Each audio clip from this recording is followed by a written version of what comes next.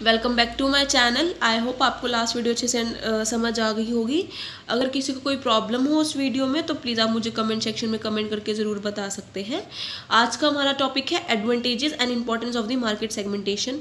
अब तक हम पढ़ते आ रहे हैं कि हम किन बेसिस पे हमारी मार्केट को डिवाइड करते हैं, कौन कौन सी मार्केटिंग है, कौन कौन सी स्ट्रैटेजीज़ है जो हम अप्लाई करते हैं हमारी मार्केट को सेगमेंट करने में। अब उसके एडवांटेजेस देखिए कि हमारे क्या इम्पोर्टेंस है हमारे मार्केट में एक मार्केट सेगमेंटेशन की।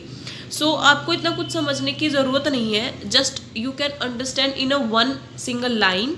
So listen carefully. Knowledge of marketing और अपॉर्चुनिटीज़। सबसे पहले मैं बुक का कुछ भी नहीं बता रही हूँ, मैं अपने अकॉर्डिंग बता रही हूँ, तो प्लीज़ आप प्लीज़ ध्यान से सुनना और समझने की कोशिश करना। नॉलेज ऑफ मार्केट अपॉर्चुनिटीज़ मतलब क्या है कि सबसे पहले आपको ये एनालाइज करना पड़ेगा, आपको इस बात की नॉलेज होनी चाहिए, इस बात की समझ होनी चाहिए कि हमारी मार्केट में हमें किस किस चीज़ की किस किस ज़रूरत है हमारे कस्टमर्स को, नॉट मार्केट, कस्टमर्स। अगर आप कस्टमर के पॉइंट ऑफ व्यू से सोचोगे तो यू विल डेफिनेटली आप बहुत अच्छा मार्केट प्ले कर लोगे, ठीक है। उसके बाद है अडॉप्टिंग इफेक्टिव मार्केट प्रोग्राम। उसके बाद हमें ये देखना चाहिए हमें कौन कौन से प्रोग्राम अडॉप्ट करने चाहिए कस्टमर के पॉइंट ऑफ व्यू से, और फिर हमें उन्हें कैसे इम्प्लीमेंट करना है ताकि हम एक मार्केट में एक अपनी रेपुटेशन और एक गुडविल गेन कर सके, ठीक है। उसके बाद है proper allocation of resources. Market segmentation करने से पहले हमें किन किन रिसोर्सेज की ज़रूरत है, कितने कितने टाइप्स की ज़रूरत है, कितने कितने मतलब कि आप कोई प्रोडक्ट, पहले तो आपको ये डिसाइड करना है कि आप कौन सा प्रोडक्ट प्रोड्यूस करोगे और उसके लिए कौन कौन से रिसोर्सेज है। तो आप you have must to know कि which type of resources are used by you for a product, ठीक है। उसके बाद आएगा better assessment of the competition. फिर आपको अपने कस्टमर जो कॉम्पिटिटर है उसकी आपको स्ट्रेंथ और वीकनेस आपको एनालाइज करनी पड़ेगी, जिस वजह से आप उसकी वीकनेस पे हार्म करो ताकि आप उसके स्ट्रेंथ के बराबर आ जाओ, ठीक है।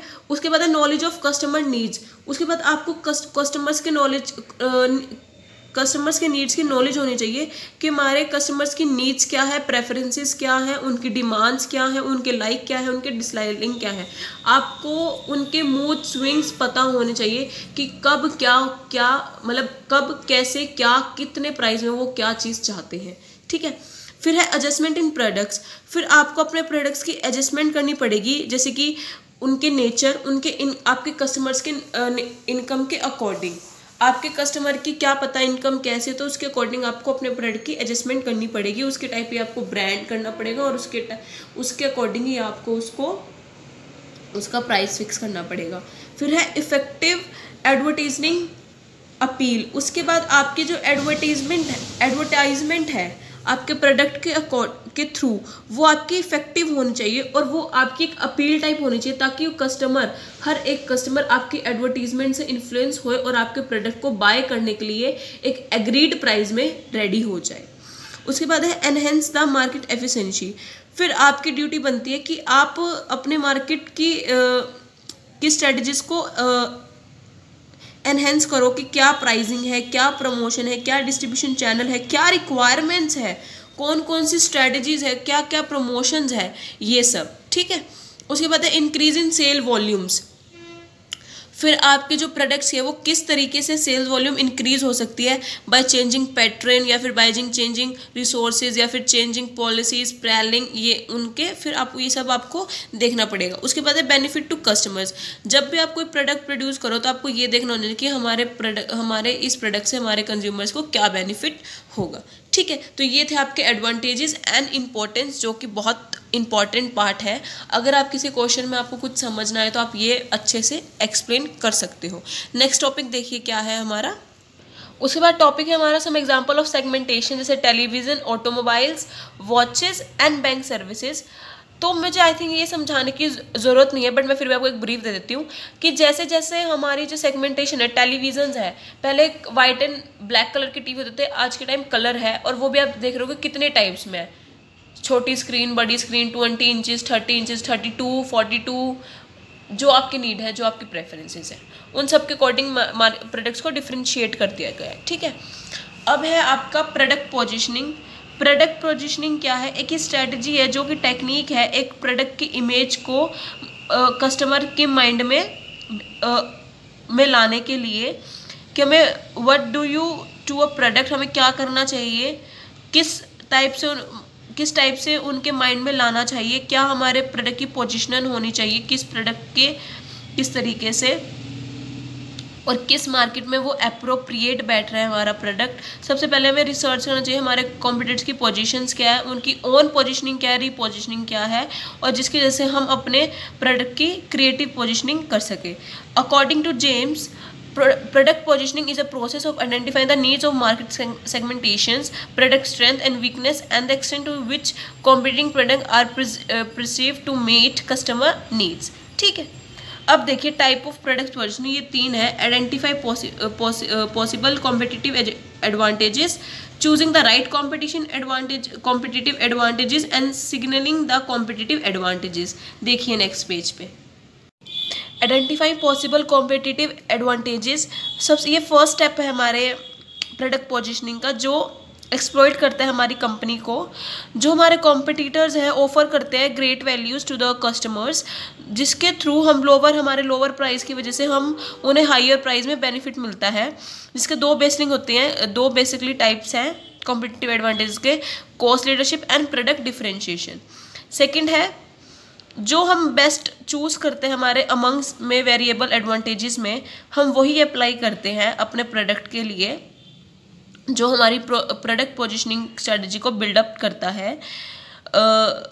जो हमारे कॉम्पिटिटर्स हैं, क्या पता उनकी टेक्नोलॉजी, कॉस्ट, क्वालिटी, सर्व ज़्यादा अच्छी हो, इन technology both are equal, but जो क्वालिटी बेटर हो इसके अकॉर्डिंग जो हमारे गुड पोजीशन है वो क्वालिटी और सर्विसेज हमारी स्पीक्स करती है अकॉर्डिंग टू हमारे कॉम्पिटिटर्स। फिर है उसका ये लास्ट स्टेप है जहाँ पे ओवरऑल क्या होता है, प्रोडक्ट पोजीशनिंग सेलेक्ट करी जाती है, जिसकी वजह से ये the company should take specific step to advise a competitive advantage it has, ठीक है। अब है factors effect successful product positioning. ये कुछ प्रोडक्ट्स हैं जो फैक्टर्स हैं जो इफेक्ट करते हैं हमारी प्रोडक्ट पोजीशनिंग को। डिज़ाइनिंग क्रिएटिव प्रोडक्ट फीचर, अगर हमने हमारे कॉम्पिटिटिव का जो प्रोडक्ट का डिज़ाइन है वो ज़्यादा अट्रैक्टिव हो हमारे प्रोडक्ट से, साइज और प्रॉफिटेबिलिटी, मार्केट स्ट्रेटजी, सेगमेंटेशन ज़्यादा अच्छी हो हमारे प्रोडक्ट से, सेंस मार्केट सेगमेंटेशन क्या पता सेंसिटिव हो, मतलब आफ्टर सेल सर्विसेज वाला हो, ये भी हो सकता है। एग्जिस्टेंस ऑफ कंपटीशन, क्या पता जो हमारा काउंटर प्लान हो वो हमारा कॉम्पिटिटर ही ऑलरेडी यूज्ड कर रहा हो। Adequate information about consumer behaviour, क्या पता उन्हें कंज्यूमर बिहेवियर की हमसे ज़्यादा नॉलेज हो इस वजह से। और जो कंज्यूमर बिहेवियर का जो टॉपिक है वो हम नेक्स्ट चैप्टर ही करेंगे, कंज्यूमर बिहेवियर की, हमारे कंज्यूमर का बिहेवियर एक्चुअल बिहेवियर है क्या हमारे मार्केट्स के टुवर्ड्स, ठीक है। अब है टारगेट मार्केट मैं ऑलरेडी आपको बता चुकी हूँ। इसकी 3 अप्रोचेज है, वो देखिए। शॉटगन अप्रोच क्या है, जो आपका कंपटीशन रिड्यूस करती है, ठीक है। सो एक सिंपल वर्ड्स में बता रही हूँ, you can understand very easily. Shotgun approach वो अप्रोच है जो आपके कंपटीशन को रिड्यूस करती है, ठीक है। उसके बाद है राइफल अप्रोच, जो कि कस्टमाइज मार्केट है। क्या होता है, जो कंपनी सिर्फ एक इंडिविजुअल कस्टमर को ही प्रेफरेंसेस देती है। फॉर एग्जाम्पल, इसके लिए एग्जाम्पल आ सकता है कंप्यूटराइज सिस्टम या फिर hair style for a suit, मतलब जैसे बार्बर है वो पर्टिकुलर कस्टमर पे ही ध्यान देता है, इस वजह से। निश मार्केट क्या है, जो कस्टमर की विलिंग पर ही बाय करती है प्रोडक्ट्स को, और यहाँ पे जो प्रोडक्ट्स हैं वो सिर्फ लिमिटेड कस्टमर्स के लिए ही प्रोड्यूस होते हैं। फॉर एग्जांपल फरारी, ठीक है। फरारी बहुत कम लोगों के लिए बनी है, जो कि आपको पता ही होगा, ये बहुत इंपॉर्टेंट एग्जांपल है इसके अकॉर्डिंग। फिलिप कॉटर के अकॉर्डिंग क्या है इसके कि जो प्रीमियम प्राइस होता है, ठीक है, जो रॉयल्टी ट्रीटेड होते हैं, प्रॉफिट और ग्रोथ पोटेंशियल होता है। निश इज नॉट लाइक, ये अट्रैक्टिव कॉम्पिटिटर्स नहीं है, सिर्फ कुछ के लिए है, ठीक है। अब यहाँ पे जैसे जॉनसन एंड जॉनसन्स डेवलप दे रखा है, ये बहुत कम, मतलब सिर्फ छोटे बच्चों के लिए ही बना है, आपको पता होगा, ठीक है। तो ऐसे प्रोडक्ट्स वो निच मार्केट में आते हैं और Ferrari is the best example for this market. So I hope आपको ये चैप्टर अच्छे से क्लियर होगा। यहाँ पे ये चैप्टर खत्म होता है। नेक्स्ट वीडियो में हम न्यू चैप्टर स्टार्ट करेंगे जो कि हमारा कंज्यूमर बिहेवियर है। अगर कोई प्रॉब्लम हो किसी को इस टॉपिक से रिलेटेड तो प्लीज़ आप मुझे कमेंट सेक्शन में कमेंट करके बता सकते हैं। और मिलते हैं न्यू वीडियो के साथ बहुत जल्द। और प्लीज़ इस वीडियो को लाइक शेयर कमेंट कर देना और सब्सक्राइब करना मत भूलना।